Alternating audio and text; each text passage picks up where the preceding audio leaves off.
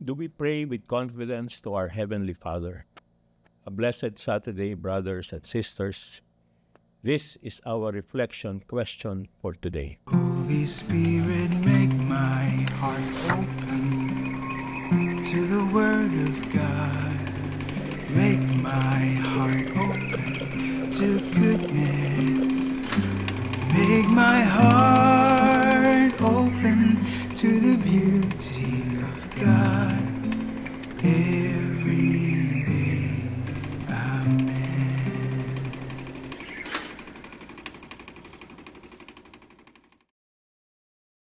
Ignatius was the son of a poor farmer in Laconi, Italy. He was born on December 17, 1701. When he was about 17, he became very ill, and he promised to be a Franciscan if he would get better. But when the illness left him, his father convinced him to wait. A couple of years later, Ignatius was almost killed when he lost control of his horse. Suddenly, however, the horse stopped and trotted on quietly. Ignatius was convinced then that God had saved his life. He made up his mind to follow his religious vocation at once. Brother Ignatius never had any important position in the Franciscan order. For 15 years, he worked in the weaving shed. Then, for 40 years, he was part of the team who went from house to house, requesting food and donations to support the friars.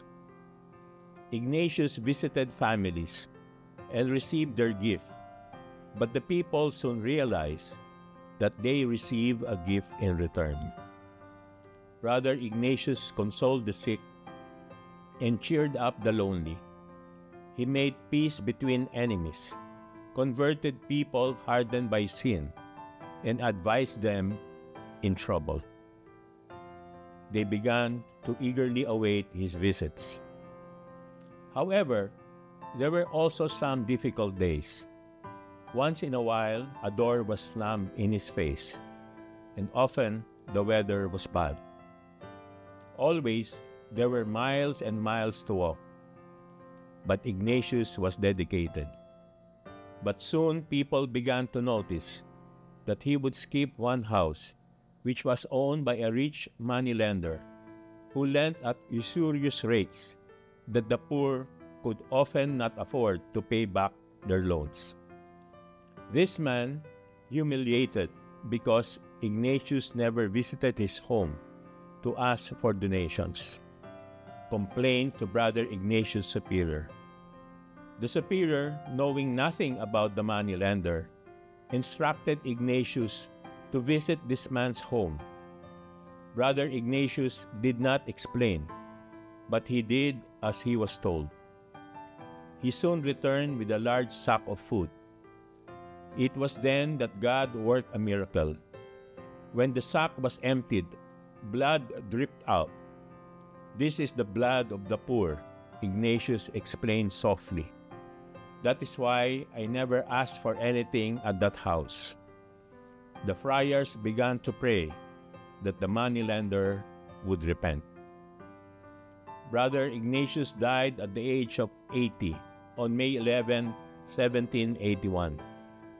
He was proclaimed a saint by Pope Pius XII in 1951. Jesus said to his disciples, "Amen, amen, I say to you, whatever you ask the Father in my name, He will give you."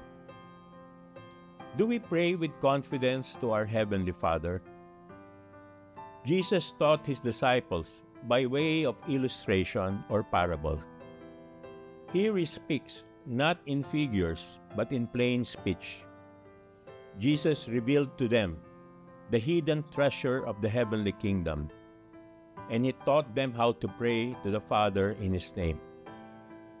Now Jesus opens his heart and speaks in the plainness of language. The Father himself loves you. How can the disciples be certain of this? Through the gift of the Holy Spirit, Jesus makes it possible for his disciples to have a new relationship with God as their Father. No one would have dared to call God his Father before this. Because of what Jesus has done for us in offering his life for our redemption, we now have a new relationship as adopted children of God.